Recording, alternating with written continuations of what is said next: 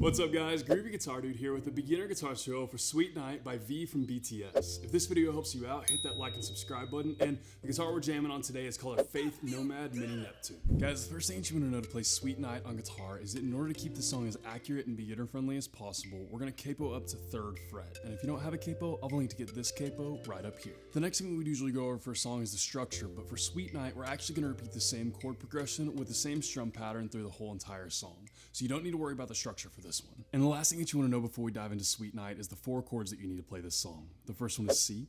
The next one is E minor. The next one is A minor 7. And the last one is F.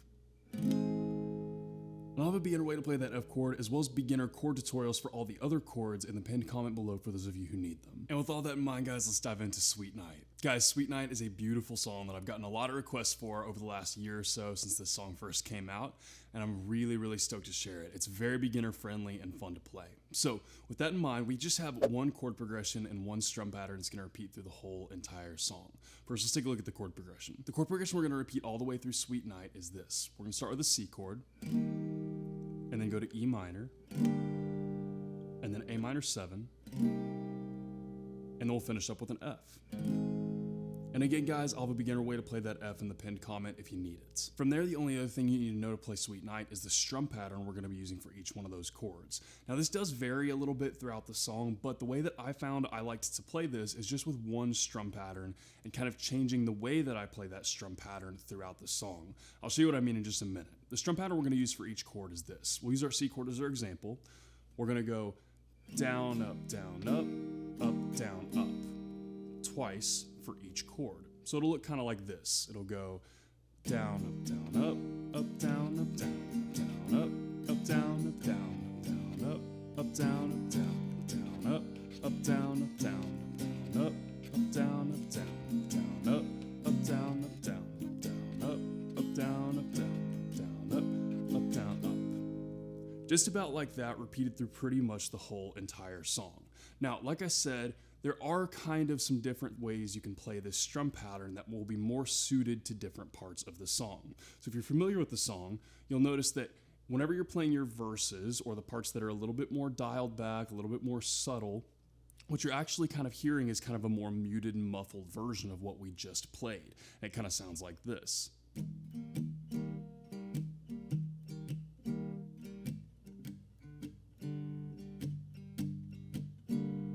Kind of like that, just a little bit more subtle, a little bit more dialed back. All I'm doing to get that sound is a little bit of palm muting. If you don't know what palm muting is, all it is a beginner technique where you just take the soft part of your strumming hand here and you rest it on the strings close to the bridge of the guitar while you're strumming, and it gives you kind of that muted, muffled sound. So what I'm doing is in those more dialed out parts of the song, playing it like that, with that palm muting in there to replicate that muted, muffled sound that we actually hear in the song. But then whenever we get to the choruses and the other parts of the song that are a little bit bigger, a little bit more full out, where you can hear the notes ring out a little more, of course I'm just playing that open like we just did.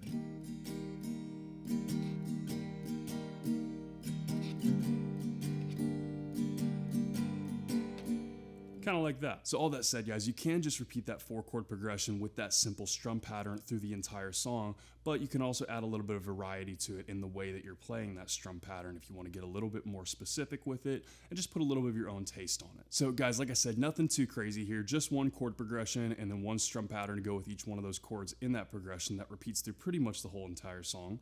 But a couple times through that chord progression and strum pattern that will repeat all the way through Sweet Night will look about like this without me talking.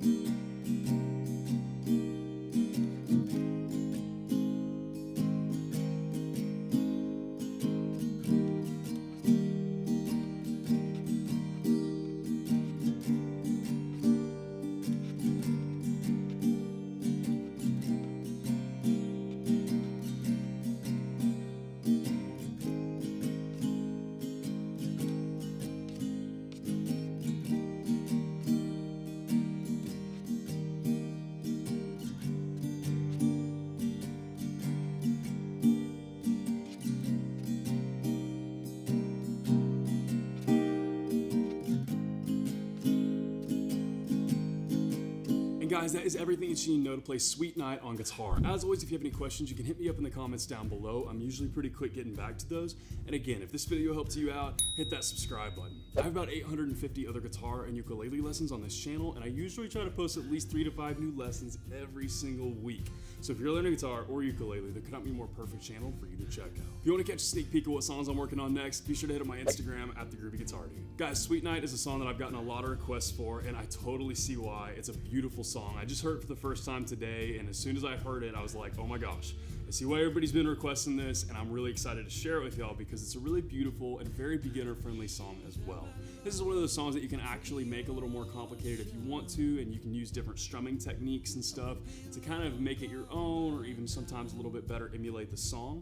But you can also keep it really, really simple and beginner-friendly like we did in this lesson by just keeping it that one chord progression and that one strum pattern through the whole song. Really, it is just that one chord progression through the whole song, but you could also switch up your strum pattern a little bit to, you know, just give it a little variety and also keep it a little bit more yours. So guys, I had a lot of fun learning this song. I hope you guys have a lot of fun learning this beautiful song as well, and I hope you have a wonderful day. I'll see y'all soon.